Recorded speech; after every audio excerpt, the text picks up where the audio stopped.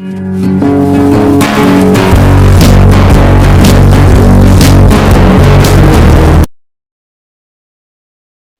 And welcome to pharmacy learning में disease. इस video में हम बात करेंगे एनाटॉमी ऑफ स्किन के बारे में। तो जो स्किन होती है हमारी, उसकी जो आउटर मोस्ट लेयर होती है उसको हम एपिडर्मिस बोलते हैं, और एपिडर्मिस के बाद में जो दूसरी लेयर होती है बीच वाली उसको हम डर्मिस, और जो थर्ड लेयर है उसको हम हाइपोडर्मिस बोलते हैं, जैसा कि देख सकते हैं डायग्राम में। और इसके अलावा इसमें स्किन के कुछ जो एसेसरी स्ट्रक्चर्स हैं वो प्रेजेंट होते हैं, जैसे हेयर्स है, नर्व्स हैं, स्वेट ग्लैंड्स के जो पोर्स हैं, तो स्वेट ग्लैंड के पोर्स के थ्रू स्वेट जो होता है वो एपिडर्मिस तक आता है। इसके अलावा इसमें हेयर बल्ब, आर्टरीज, वेन्स और एडिपोज टिश्यूज प्रेजेंट होते हैं। तो हमारी जो स्किन होती है वो इंटीग्यूमेंट्री सिस्टम का पार्ट होती है। तो इंटीग्यूमेंट्री सिस्टम जो होता है वो एक ऑर्गन सिस्टम होता है जिसमें स्किन होती है और इसके एसेसरी स्ट्रक्चर्स होते हैं। हमारी स्किन हमारे जो एक्सटर्नल एनवायरनमेंट और इंटरनल एनवायरनमेंट के बीच में एक फिजिकल बैरियर की तरीके से काम करती है। तो जैसे कि ये कोल्ड का है ना, हीट का, और इसके अलावा जो हार्मफुल स्टिमुलाइज जो होते हैं उनका ये असर कम करती है, और हमारी बॉडी को, इसको जो इंटरनल एनवायरनमेंट है उसको प्रोटेक्ट करती है। इसके अलावा जो मेजर ऑर्गन्स होते हैं अब इसमें वो स्किन है, हेयर्स हैं, स्वेट ग्लैंड्स हैं और सेबेशियस ग्लैंड्स हैं। स्वेट ग्लैंड्स जो कि स्वेट का यानी कि पसीने का सिक्रेशन करती हैं। ये जो बंचेज में जैसा दिख सकता है येलो कलर में, ये यहाँ से स्वेट ग्लैंड होती हैं, स्वेट प्रोड्यूस करती हैं और ये एपिडर्मिस तक आता है। इसके अलावा जो सेबेशियस ग्लैंड्स होती हैं, सेबेशियस ग्लैंड जो होती हैं ये ऑयल प्रोड्यूस करती हैं, और ये ऑयल जो होता है ये भी स्किन की सरफेस पर ये पहुंचता है। स्किन के बारे में, तो स्किन जो होती है हमारी, ये हमारी बॉडी का लार्जेस्ट ऑर्गन होती है, और ये हमारे टोटल बॉडी वेट का 15 to 60%, 15 से 16% ये करती है ऑक्यूपाई। और ये इसका जो वजन होता है एक एडल्ट में वो होता है 9 kg के अराउंड लगभग इसका वेट होता है। और ये टोटल जो इसका जो सरफेस एरिया जो ये होता है ये 2 स्क्वायर मीटर तक हो सकता है। स्किन की 3 लेयर्स होती हैं, पहली एपिडर्मिस, दूसरी डर्मिस और थर्ड हाइपोडर्मिस। बात करेंगे सबसे पहले अब एपिडर्मिस के बारे में। तो जो एपिडर्मिस होती है, एपिडर्मिस में जो एपी वर्ड है वो एक ग्रीक वर्ड से आता है, और इसका मतलब है कि जो आउटर मोस्ट लेयर है इसकी, हमारी जो स्किन की, एपी का मतलब होता है ऊपर। तो जो एपिडर्मिस जो होता है उसकी टोटल थिकनेस जो होती है वो वेरी करती है, ये 0.5 मिलीमीटर से 1.5 मिलीमीटर तक होती है। तो 0.5 मिलीमीटर जो होती है हमारी जो आईलिड्स जो होती हैं, जो पलकें जो होती हैं, इसके अलावा 1.5 मिलीमीटर होती है जो पाम्स और सोल्स पर। तो यानी पाम्स और सोल्स पर ये थिक होती है, क्योंकि पाम्स और सोल्स होते हैं उनमें कंटिन्यूस फ्रिक्शन होता रहता है, और यहाँ पर ये एपिडर्मिस की लेयर होती है। इसमें कोई ब्लड वेसल्स प्रेजेंट नहीं होती हैं, क्योंकि एपिडर्मिस में ब्लड वेसल नहीं होती, इसलिए एपिडर्मिस अपनी ब्लड सप्लाई और न्यूट्रिशन के लिए अपने से जो नीचे वाली लेयर है डर्मिस पर ये डिपेंड करती है। अब जो न्यूट्रिएंट्स और ऑक्सीजन जो होते हैं वो डर्मिस से डिफ्यूज होकर एपिडर्मिस तक पहुंचते हैं। अब एपिडर्मिस पे जो हेयर्स हैं, सेबेशियस ग्लैंड्स हैं, सेबेशियस ग्लैंड जो वैक्स या ऑयली सिक्रेशन सिक्रेट करती हैं, या स्वेट ग्लैंड जो स्वेट का सिक्रेशन करती हैं, वो डक्ट्स के थ्रू एपिडर्मिस लेयर तक ऊपर तक पहुंचता है, यानी कि स्किन की सरफेस तक पहुंचता है। एपिडर्मिस लेयर में स्मॉल पोर्स होते हैं जिनसे स्वेट या सीबम यानी ऑयली सिक्रेशन स्किन की सरफेस तक पहुंचता है। अब एपिडर्मिस में 4 मेजर टाइप्स की सेल्स प्रेजेंट होती हैं। पहली है केराटिनोसाइट्स जो कि लगभग 90% होती हैं, दूसरी मेलानोसाइट्स जो कि लगभग 8%, और बचे हुए 2% में लैंगरहैंस सेल्स और मैर्कल सेल्स होते हैं। अब हम इन सेल्स के बारे में, चारों सेल्स हैं इसके बारे में डिटेल्स में जानेंगे। तो सबसे पहले हम बात करेंगे केराटिनोसाइट्स की। तो जो केराटिनोसाइट्स जो होते हैं ये केराटिन प्रोड्यूस करने वाली सेल होते हैं। केराटिन एक प्रोटीन होती है। तो केराटिन प्रोटीन एक टफ प्रोटीन होती है, और अपने अंडरलाइंग टिश्यूज़ यानी अपने नीचे प्रेजेंट टिश्यूज़ को ये प्रोटेक्ट करती है। केराटिन एक वाटर प्रूफ रेपेलेंट की तरीके से, सीलेंट की तरीके से ये काम करती है, और स्किन के अंदर के लेयर में वाटर की एंट्री नहीं होने देती। अब बात करेंगे मेलानोसाइट्स की। तो मेलानोसाइट्स जो होती हैं ये मेलानिन सीक्रेट करने वाली, पैदा करने वाली ये सेल्स होती हैं। मेलानिन सनलाइट में प्रेजेंट हार्मफुल यूवी रेडिएशन को एब्जॉर्ब करता है, और यूवी रेडिएशंस को स्ट्रेटम बेसल यानी कि जो एपिडर्मिस की जो सबसे नीचे वाली लेयर है, और स्ट्रोटम स्पिनोसम की जो ये जो सेल्स हैं वहाँ उनके डीएनए में एंटर नहीं होने देता। और अगर मेलानिन पिगमेंट ना हो तो यूवी रेज स्किन में एंटर करके सन डैमेज, रिंकल्स और स्किन कैंसर भी कॉज कर सकती हैं। तो बात करेंगे लैंगरहैंस सेल्स की। तो जो लैंगरहैंस सेल्स होते हैं ये हमारे इम्यून रेस्पॉन्स में पार्टिसिपेट करती हैं। जो भी बैक्टीरिया या वायरस हमारे स्किन के थ्रू एंटर करने की कोशिश करता है, ये उसको पहचान कर स्किन में पाई जाने वाली जो लिम्फोसाइट्स हैं, लिम्फोसाइट्स मतलब ZWBC का एक प्रकार है, ये उसको ये दे देती हैं। और अब ये लिम्फोसाइट्स इन एंटीजेंस को या हार्मफुल माइक्रोब्स को किल कर देते हैं। इसलिए लैंगरहैंस सेल्स का इम्यूनिटी में या इम्यून रेस्पॉन्स में रोल होता है। अब बात करेंगे फोर्थ टाइप की सेल्स जो मैर्कल सेल्स होती हैं। इनको मैर्कल रेनवियर सेल्स भी कहा जाता है और ये एपिडर्मिस के जो बेसल पार्ट होता है वहाँ पर ये प्रेजेंट होती है। बेसल पार्ट मतलब जो निचला हिस्सा होता है। तो देख सकते हैं जो सेंसरी नर्व एंडिंग से ऊपर ये ब्लू कलर की जो सेल है, ये मैर्कल सेल है, ये एपिडर्मिस के निचले हिस्से में प्रेजेंट होती है। और मैर्कल सेल्स के बिल्कुल पास में सेंसरी नर्व एंडिंग्स पाई जाती हैं। इनमें सेंसरी न्यूरॉन्स प्रेजेंट होते हैं जो कि टच के सेंस के लिए रेस्पॉन्सिबल होते हैं। इसलिए हम कह सकते हैं कि टच की सेंसेशन में मैर्कल सेल्स का रोल होता है। अब हम जानेंगे कि एपिडर्मिस की 5 स्ट्रेटा मतलब सब लेयर्स, मतलब एपिडर्मिस जिन 5 सब लेयर्स से मिलकर बनी होती है उनके बारे में। हमारी बॉडी में एपिडर्मिस जो लेयर होती है उसकी जनरली अधिकतर जगह पर 4 लेयर्स पाई जाती हैं। लेकिन हमारे जो फिंगरप्रिंट्स होते हैं और जो पाम्स होते हैं यानी जो हथेलियाँ होती हैं और जो सोल्स होते हैं वहाँ पर एपिडर्मिस की 5वीं लेयर जिसका कि नाम स्ट्रेटम ल्यूसिडम होता है वो प्रेजेंट होती है। इसकी खास बात ये होती है कि ये केवल फिंगरप्रिंट्स, पाम और सोल्स में ही ये पाई जाती हैं। इन जगह पर फ्रिक्शन ज़्यादा होता है और इसकी थिकनेस भी ज़्यादा होती है। अब हम बात करेंगे एपिडर्मिस में जो टॉप से बॉटम तक पाई जाने वाली लेयर्स के बारे में। तो सबसे ऊपर की लेयर जैसा कि डायग्राम में आप देख सकते हैं, सबसे ऊपर ये स्ट्रेटम कॉर्नियम होती है। उसके बाद में स्ट्रेटम ल्यूसिडम, स्ट्रेटम कॉर्नियम जो येलोइश कलर में है, उसके बाद स्ट्रेटम ल्यूसिडम जो वाइटिश कलर में है, और इसके बाद में स्ट्रेटम ग्रैनुलोसम। तो ये स्ट्रेटम ग्रैनुलोसम जो है ये ग्रैनुलर लेयर होती है, इसमें ग्रैन्यूल्स प्रेजेंट होते हैं। इसके बाद में फोर्थ जो लेयर है वो है स्ट्रेटम स्पिनोसम, ये। और इसके बाद में जो एपिडर्मिस की जो लास्ट जो 5th लेयर है उसका नाम है स्ट्रेटम बेसिल, और इसको जो है वो जर्मिनेटिव लेयर भी कहा जाता है। अब डायग्राम को और थोड़ा सा एनलार्ज करके देखने पर स्किन की जो एपिडर्मिस वाली जो लेयर होती हैं वो कुछ इस तरीके से दिखती हैं। ये स्ट्रेटम कॉर्नियम ऊपर, उसके बाद में ल्यूसिडम जो क्लियर लेयर दिख रही है, उसके बाद में ग्रैन्यूल्स वाली लेयर ग्रैनुलोसम, और उसके बाद में जो ये पर्पल कलर की न्यूक्लियस वाली ये जो सेल्स दिख रही हैं स्ट्रेटम स्पिनोसम, उसके बाद उसके बेसमेंट में स्ट्रेटम बेसिल। तो ये 5 प्रकार की जो लेयर्स हैं ये एपिडर्मिस में प्रेजेंट होती हैं। तो अब हम बात करेंगे सबसे पहली लेयर स्ट्रेटम कॉर्नियम के बारे में। तो जो स्ट्रेटम कॉर्नियम लेयर जो होती है इसमें कुल मिला के 25 से 30 रोज प्रेजेंट होती हैं डेड फ्लैट केराटिनोसाइट्स की, जिनमें कि मोस्टली केराटिन प्रोटीन पाई जाती है। अब इन सेल्स के बीच में लैमिनर ग्रेन्यूल्स के द्वारा सीक्रेट की गई लिपिड की एक लेयर पाई जाती है जो कि एक वाटर प्रूफ, एक वाटर रेपेलेंट बैरियर की तरीके से काम करती है। यानी कि इस लेयर के अंदर जो वाटर है वो पेनिट्रेट नहीं कर सकता। अब जो स्ट्रेटम कॉर्नियम है उसमें केराटिन प्रोटीन की एक हार्ड लेयर होती है जो कि स्ट्रेटम कॉर्नियम के नीचे प्रेजेंट इसकी जो सब लेयर्स हैं एपिडर्मिस की उसको इंजरीज से बचाती है।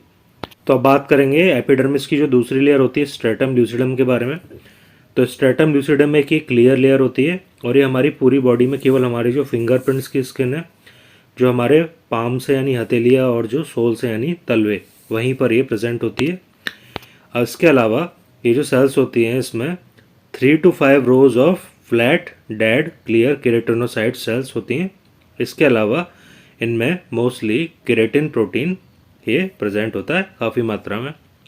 अब बात करेंगे जो तीसरी लेयर है एपिडर्मिस की स्ट्रेटम ग्रैनुलोसम के बारे में। स्ट्रेटम ग्रैनुलोसम जो लेयर है इसमें ग्रैन्यूल्स पाए जाते हैं और इसमें फ्लैट केराटिनोसाइट्स की 3 to 5 लेयर्स प्रेजेंट होती हैं। इस लेयर में केराटोहाइलिन पाया जाता है जो कि lipid rich water repellent secretion secret करता है जिसकी वजह से वाटर की एंट्री स्किन में नहीं हो पाती और स्किन एक इम्परमिएबल बैरियर की तरीके से एक्ट करती है। अब बात करेंगे स्ट्रेटम स्पिनोसम।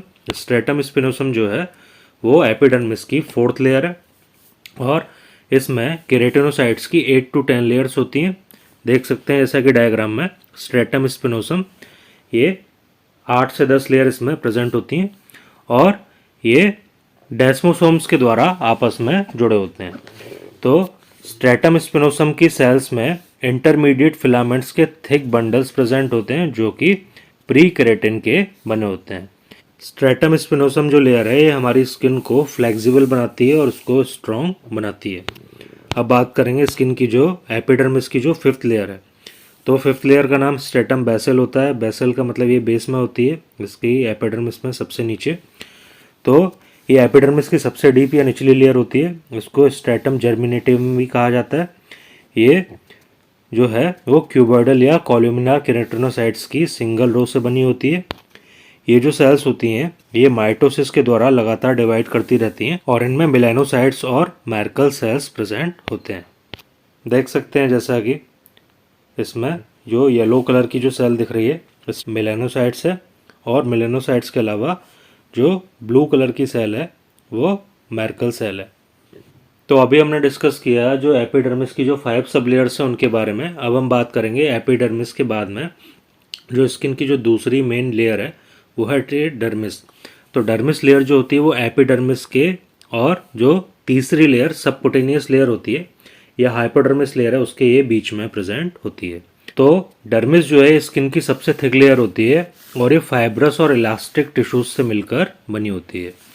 इनमें tough connective tissues, blood vessels, nerves, hair follicles और स्वेट ग्लैंड्स पाए जाते हैं जो कि डर्मल टिश्यूज के अंदर प्रेजेंट होते हैं, उसके अंदर एम्बेडेड होते हैं, धसे हुए होते हैं। अब डर्मिस के दो मेजर पार्ट्स होते हैं। पहला है पेपिलरी डर्मिस और रेटिकुलर रीजन, यानी कि पेपिलरी रीजन और रेटिकुलर रीजन। जैसा कि हम देख सकते हैं डायग्राम में इसमें blood vessels, nerves, hair follicles और स्वेट ग्लैंड्स प्रेजेंट होते हैं।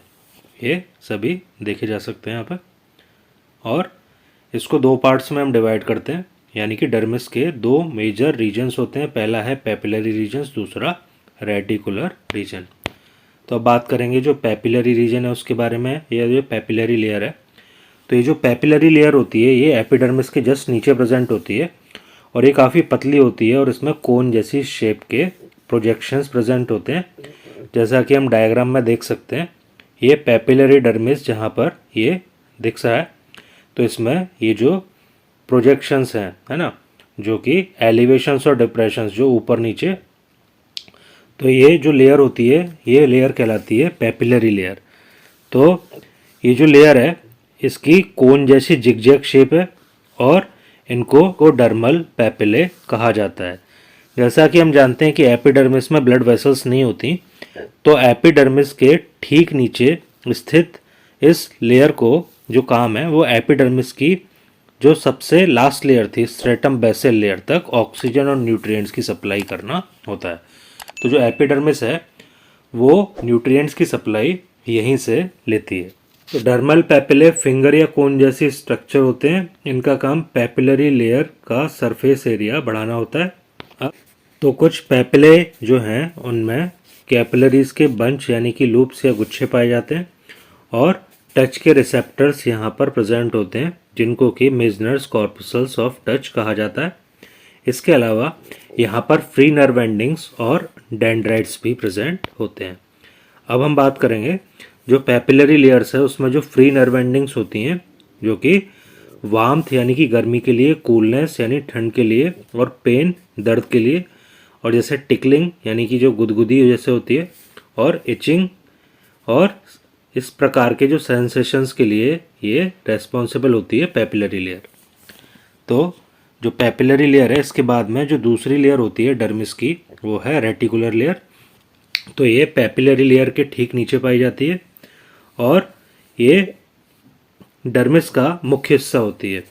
तो रेटिकुलर लेयर में जो कोलेगन्स और इलास्टिन फाइबर्स प्रेजेंट होते हैं, इसके साथ साथ blood vessels, fibroblast, mast cells और लिम्फेटिक वेसल्स और फ्री नर्व एंडिंग्स यहाँ पर पाई जाती हैं।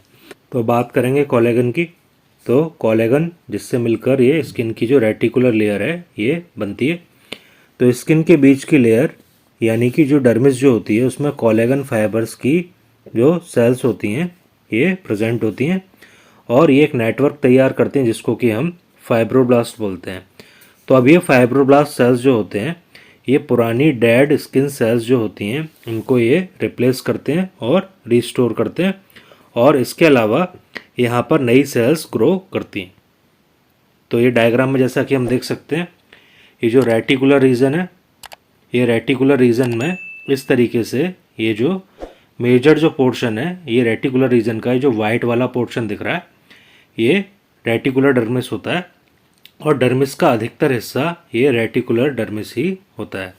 अब इसके बाद हम बात करेंगे ये जो कोलेगन फाइबर्स जो होते हैं ये एक नेट की तरीके से काम करते हैं और नेट की तरीके से काम करते हैं। तो अब जो कोलेगन फाइबर्स होते हैं नेट की एक जाल की तरीके से एक रेटिकुलर लेयर जो होती है उसमें अरेंज होते हैं और इन कोलेगन फाइबर्स के बीच में adipose cells, hair follicles, nerves, sebaceous glands और स्यूडोरिफेरस यानी कि स्वेट ग्लैंड्स प्रेजेंट होती हैं। तो अब हम बात करेंगे इलास्टिन की। तो इलास्टिन जो है वो कोलेगन के साथ में ये एक नेटवर्क को तैयार करता है। इसके अलावा इलास्टिन स्किन को उसकी ओरिजिनल शेप में या पोजीशन में आने में मदद करता है जब स्किन को खींचा जाता है या स्किन में कुछ चुभोया जाता है। इसके बाद जो बात करेंगे हम जो कोलेगन और इलास्टिन है ये मिलकर एक कॉम्बिनेशन में काम करते हैं और स्किन को ये स्ट्रेंथ यानी मजबूती, उसको एक्सटेंसिबिलिटी, उसको जो इलास्टिसिटी की जो प्रॉपर्टी है ये प्रोवाइड करते हैं। अब यदि स्किन जो होती है वो उसमें एक्सेसिव स्ट्रेचिंग हो जाती है, ज़रूरत से ज़्यादा उसमें खिंचाव हो जाता है तो उसमें कुछ स्मॉल टीयर्स या खिंचाव हो जाते हैं और उसकी वजह से स्किन पर स्ट्रेच मार्क्स दिखने लगते हैं। जैसा कि प्रेगनेंसी में एब्डोमिनल एरिया में और स्किन ग्रो करने से स्ट्रेच मार्क्स दिखने लगते हैं, जैसा कि इस डायग्राम में बराबर में देख सकते हैं। स्किन के ऊपर स्ट्रेच मार्क्स कुछ इस तरीके से दिखते हैं। तो बात करेंगे अब स्किन की जो थर्ड लेयर है और जो लास्ट लेयर है हाइपोडर्मिस। तो इसको हाइपोडर्मिस भी कहा जाता है और सबकुटेनियस लेयर भी कहा जाता है। तो ये जो सेल्स होती है ये मेनली इसमें फैट सेल से मिलकर बनी होती है।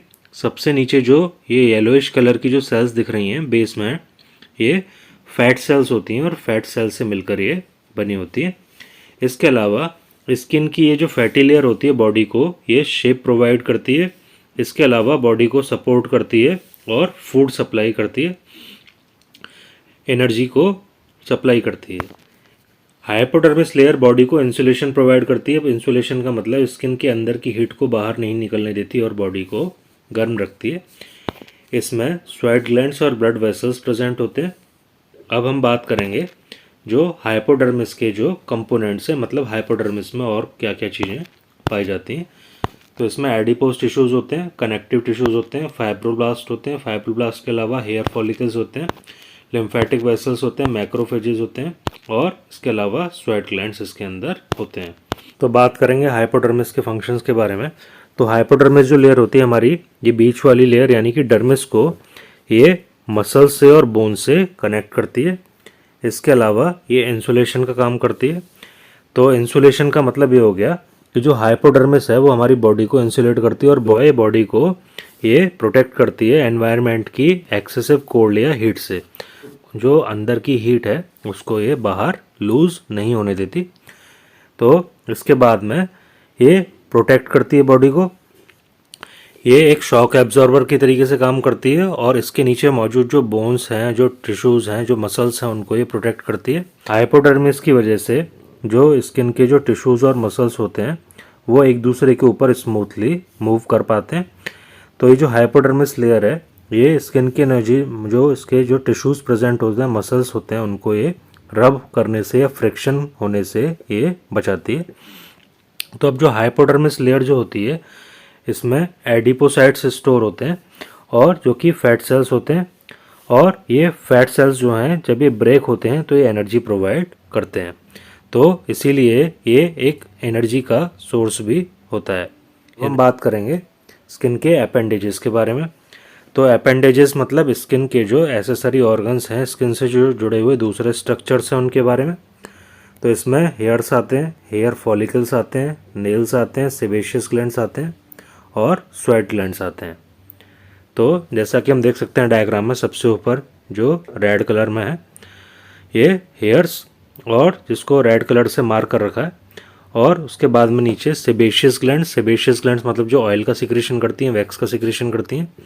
इसके अलावा हेयर फॉलिकल्स हैं नीचे बेस में, और स्वेट ग्लैंड्स जो कि स्वेट सिक्रेट करती हैं पसीने को। तो जैसा कि हम देख सकते हैं जो स्वेट ग्लैंड है वो इस कैपिलरी के थ्रू ये स्वेट ग्लैंड से होता हुआ ये जो ऊपर की जो लेयर है एपिडर्मिस वहाँ तक आता है। तो पसीना इस तरीके से स्किन के ऊपर आता है। सेम इसी तरीके से वो जो सेबेशियस ग्लैंड्स हैं उनसे होता हुआ स्किन की सरफेस तक जो ऑयली सिक्रीशन होता है वो पहुँचता है। अब बात करेंगे स्किन के फंक्शंस के बारे में। तो स्किन के 7 मेजर फंक्शंस होते हैं, मेन फंक्शंस। उनमें से पहला जो फंक्शन है वो प्रोटेक्शन है, सेंसेशन है, एब्जॉर्प्शन है, एक्सक्रीशन है, सिक्रीशन है और थर्मोरेगुलेशन है, और इसके साथ साथ विटामिन डी का प्रोडक्शन। तो अब इनके बारे में थोड़ा डिटेल में जानेंगे। प्रोटेक्शन तो अब जो स्किन है ये हमारी एक वाटरप्रूफ कोट की तरीके से काम करती है, मतलब पानी को ये अंदर नहीं जाने देती। इसके साथ में ये डर्ट यानी कि जो धूल मिट्टी है और जो बैक्टीरियाज वगैरह जो कि स्किन के थ्रू एंटर करने की कोशिश करते हैं उनको एंटर नहीं होने देती बॉडी में हमारे। और इसके साथ साथ जो कुछ केमिकल्स होते हैं उनके जो हार्मफुल इफेक्ट से भी ये हमको प्रोटेक्ट करती है। इसके अलावा अब इसमें मिलेनिन पिगमेंट होता है। तो ये मिलेनिन पिगमेंट जो होता है एपिडर्मिस में प्रेजेंट होता है, और ये हमको जो हार्मफुल अल्ट्रावायलेट रेज होते हैं उनसे ये हमको प्रोटेक्ट करता है, उनसे होने वाले डैमेज को ये रोकता है। इसके अलावा इसमें जो हॉर्नी लेयर होती है स्किन की हमारी, वो एक फिल्टर की तरीके से एक्ट करती है। जो स्किन की पीएच है हमारी की वो एसिडिक होती है 4.5 से 5.5 के अराउंड, और ये बैक्टीरियाज और जो फंगस है उसकी ग्रोथ को डिस्करेज करती है, उसकी ग्रोथ को प्रमोट नहीं करती, उनकी ग्रोथ को आसानी से नहीं होने देती। अब इसके बाद में बात करेंगे सेंसेशन की। तो जो सेंसेशन है, सेंसेशन का मतलब सेंसेस को फील करने की जो क्षमता होती है स्किन के थ्रू होती है हमको। तो स्किन जो होती है हमारी एक सेंस ऑर्गन की तरीके से वर्क करती है, और ये एनवायरनमेंट में होने वाले चेंजेस को ये डिटेक्ट करती है, पहचानती है, जैसे कि हीट को, कोल्ड को, प्रेशर को, टच को या फिर पेन को। तो इस तरीके से ये सेंस में इसका रोल होता है। के बारे में हम बात करेंगे। स्किन की जो प्रॉपर्टी होती है एब्जॉर्प्शन की प्रॉपर्टी होती है। हमारी जो स्किन के जो पोर्स होते हैं इनसे हम बहुत सारी चीज़ें ये इन पर अप्लाई करके स्किन की जो ऊपर की सरफेस है तो वो स्किन में एब्जॉर्ब हो जाती है। जैसे निकोटिन के पैचेस होते हैं, फेशियल के प्रिपरेशन जो ब्यूटी प्रोडक्ट्स वगैरह, क्रीम वगैरह होती हैं, प्लस उसके अलावा कई सारे स्किन पर अप्लाई करने वाली जो ट्यूब्स होते हैं, दवाइयाँ होते हैं, पेन किलर्स होते हैं और एंटीसेप्टिक्स वगैरह स्किन के थ्रू अप्लाई करते हैं हम, और वो एब्जॉर्ब हो जाते हैं और अपना इफेक्ट शो करते हैं। अब बात करेंगे स्किन का अगला फंक्शन एक्सक्रीशन। तो जो स्किन जो होती है वो हमारे जो बॉडी में बनने वाले वेस्ट प्रोडक्ट्स जैसे कि सॉल्ट्स, यूरियाज और लैक्टिक एसिड को पर्सपिरेशन यानी स्वेटिंग के थ्रू, पसीने के थ्रू ये बॉडी से बाहर निकाल के फेंक देती है। तो जो स्किन होती है हमारी वो विटामिन डी के प्रोडक्शन में उसका रोल होता है। जब हमारी स्किन के ऊपर सनलाइट गिरती है और बॉडी में केमिकल रिएक्शन होती है और उससे विटामिन डी की सिंथेसिस होती है। स्किन का अगला फंक्शन है वो है सिक्रीशन। तो स्किन जो है वो सीबम यानी कि ऑयली सिक्रीशन को सिक्रेट करती है थ्रू सेबेशियस ग्लैंड्स जो कि स्किन में प्रेजेंट होती हैं। सेबेशियस ग्लैंड्स के थ्रू ऑयली सिक्रीशन को ये बाहर निकालती है। थर्मोरेगुलेशन का मतलब होता है टेम्परेचर को कंट्रोल करना। तो हमारी जो स्किन होती है उसका बड़ा इंपॉर्टेंट रोल होता है हमारे बॉडी के टेम्परेचर को कंट्रोल करने में। तो हमारी जो स्किन होती है हमारी बॉडी के टेम्परेचर को 37 डिग्री मेंटेन करने के लिए ये कई तरीके से ये काम करती है और उसको टेम्परेचर 37 डिग्री मेंटेन करती है। जैसे मान लें अगर हमारे आसपास के एनवायरनमेंट में जब टेम्परेचर हॉट होता है, गर्मी होती है, तो हमारा बॉडी टेम्परेचर भी बढ़ने लगता है और तब हाइपोथैलेमस जो होता है हमारी ब्रेन में वो स्वेट ग्लैंड्स को स्वेट सीक्रेट करने के लिए सिग्नल भेजता है। तो जो स्वेट ग्लैंड्स होती हैं वो हमारे प्रेजेंट होती हैं स्किन में। तो अभी जो स्वेट ग्लैंड्स होती हैं स्किन में हमारी ये स्वेट का रिलीज़ करती हैं और वो एपिडर्मिस तक ऊपर जो सरफेस होती है स्किन की वहाँ तक आता है और उसके बाद में वो वहाँ से एवेपोरेट होता है और बॉडी जो होती है हमारी कूल होती है और बॉडी टेम्परेचर उससे कम होता है। तो जब बॉडी का इंटरनल टेम्परेचर बढ़ता है तो स्किन के पास की जो ब्लड वेसल्स होती हैं वो डायलेट हो जाती हैं, और जिससे वार्म ब्लड जो होता है हमारा, जो ब्लड जिसमें हीट मौजूद होती है, वो स्किन की सरफेस के पास से होकर फ्लो करता है, और इसकी वजह से बॉडी की जो हीट होती है वो एपिडर्मिस लेयर के थ्रू लॉस हो जाती है एनवायरनमेंट में, और बॉडी टेम्परेचर कम हो जाता है। वहीं अगर हम कोल्ड कंडीशंस की अगर हम बात करेंगे तो कोल्ड कंडीशंस में क्या होता है, जो हमारी ब्लड वेसल्स होती हैं वो कंस्ट्रिक्ट हो जाती हैं। कंस्ट्रिक्ट होने का मतलब उनका डायमीटर कम हो जाना, तो जिसकी वजह से स्किन में जो ब्लड का फ्लो होता है वो कम हो जाता है, और बॉडी की हीट जो होती है उसका एनवायरनमेंट में लॉस नहीं हो पाता, और इसकी वजह से बॉडी को गर्म करने में मदद मिलती है। और इसके साथ ही स्किन की जो सबकुटेनियस लेयर होती है, जो थर्ड लेयर होती है हमारी स्किन की, एक फैट की लेयर होती है जो कि बॉडी को इंसुलेट करती है, और इसकी वजह से बॉडी की हीट का एनवायरनमेंट में लॉस नहीं होता है, और इससे बॉडी को गर्म करने में मदद मिलती है। तो इस तरीके से हमारी जो स्किन है वो बॉडी का टेम्परेचर रेगुलेट करने में अपना रोल प्ले करती है। अगर वीडियो अच्छी लगी तो लाइक करें और सब्सक्राइब करें और अपने दोस्तों के साथ में शेयर करें।